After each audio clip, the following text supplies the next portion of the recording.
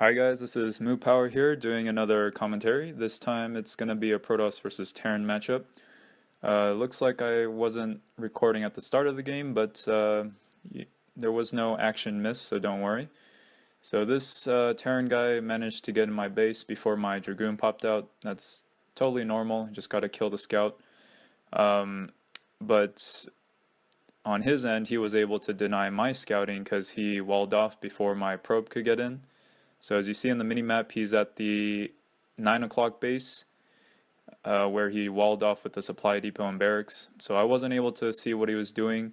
So in cases like this, I pretty much go either 2 gateway into Nexus while pumping Dragoons continuously, because you don't want to obviously be just steamrolled by a 2 factory push, which isn't that common, but you just don't want to be you don't want the game to end just because of some stupid rush like that. So always want to play it safe. But obviously, if you know your opponent and the type of play style that he does, then you might be able to cut some corners and know what kind of strategy he might be doing. But otherwise, if you don't know, it's best to just either go aggressive or you play it safe. Which here I decide to go aggressive by doing a Reaver build. So it's a little bit of a change of pace from my normal games. I usually could just go macro it up. But here I wanted to show you guys a different game and show you my Reaver micro that I've been trying to practice a little bit on. So here I know he's probably, I get the feeling that he's gonna probably do something aggressive. Just seeing the amount of Marines that he's making is not usually what Terrans do if they're gonna just do a regular fast expand.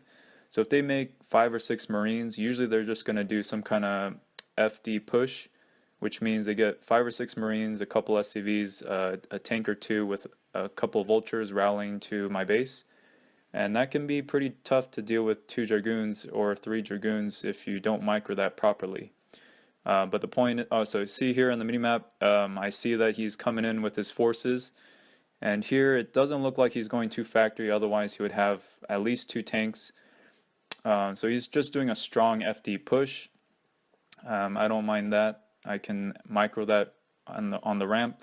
I had to cancel the Nexus because then he'll start trying to establish. And here I was kind of surprised why he decided to go siege mode first. Usually in an FD push, you would go spider mine upgrade first,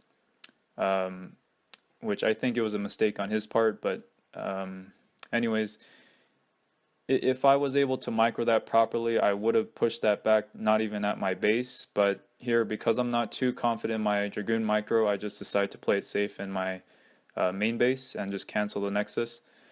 Especially because I have the Reaver now, so he basically has to defend against my Reaver drop that's gonna be coming after I clean this up. So yeah, I'm gonna go straight to his base after I clean this up and then have Dragoons defend. And once I get my observer out, then I'll be able to re-establish my Nexus. And I only had to cancel it. I didn't actually lose the Nexus, so I didn't lose a lot of money. I just gotta keep producing units, and oh, that was terrible. That mine killed 2 of my Dragoons, so he might think it's a green light to come in, but I have more Dragoons on the way. But here is where I can deal a lot of damage to him. So he did actually go 2 factory, which is kind of strange, because if he went 2 factory, he should have had more tanks than that. So that was a very good scarab shot. And here I for some reason decided to drop there, but I just wanted to kill the tank right away instead of waiting a few seconds to hover over the tank. Obviously I could have dropped right in front of the tank without getting hit at all, but I just wanted to get rid of the tank really quickly so I can start killing all his SCVs. So yeah, right now his economy is terrible because I pretty much killed, you know, like 70% of his workers, and he went 2 factory, which is not an economy build. And yeah, his economy really sucks. Mine was kind of interrupted, obviously, because I wasn't able to establish my base, my natural. So all I got to do is just defend and take my position, and then make sure my Dragoons don't go too far with my observer. So yeah, he's trying to try to contain me here, and yeah, so in that instance, I wasn't expecting a mine near his tank, so that was just a little bit miss micro. And then here, I could have microed those Dragoons a little bit better to try to target the mines, but I was kind of in a hurry to get in range of the siege tank so I can kill it. So I was willing to just kind of suicide the Dragoons to kind of clear the mine and then pretty much just take it out.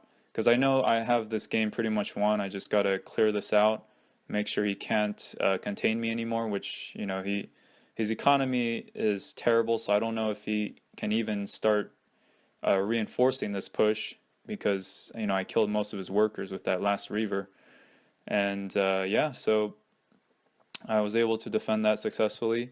Now, if I had a really good micro there, like a pro game status or even like a higher rank, like at least C level micro, then I should have been able to hold off that FD push. Not with 2 Dragoons, but with 3, I could potentially, it would take 2 volleys of hits from 3 Dragoons to kill a Vulture, so then that would get rid of that. And then all I got to do is just make sure I kill the Marines without getting in range of the tank. And then if he gets greedy with his tank and puts it too far forward, then I can try to focus fire on the tank, and then the Marine shots aren't so bad in comparison. It's just when you get hit by both the Marines and the tanks, that's where your goons can melt. So you want to try to make them focus either one, or you have to decide to focus either one. You got to either take out the small fry and leave the bigger fry to survive, but in the meanwhile you're reinforcing your troops, or you take out the big fry or the big shrimp and just leave the Marines, and then you can just pretty much micro them. So yeah, that was a huge Zealot bomb with the mine. So that was an excellent drop. The reason why that was pretty a safe drop for my Reaver is because if there was a mine there, then his SCVs would have all blown up with the Reaver. So either way, it was like a good trade-off or risk. Because if I were to drop the Reaver in his SCV line and he placed the mine there, that would be stupid for him, because then the mines would just kill himself. So either way, that was a good risk for me. And yeah, my Reaver drops did too much damage to him, and he took a gamble with the 2 factory push, and it did not pay off, especially with going with the Reaver build, because Reavers defend against some kind of 2 factory push pretty easily, as long as you're not terrible with micro. All you got to do is just drop the units on top of their tanks, and they can't obviously attack, and just be mindful of the mines, and you're good to go.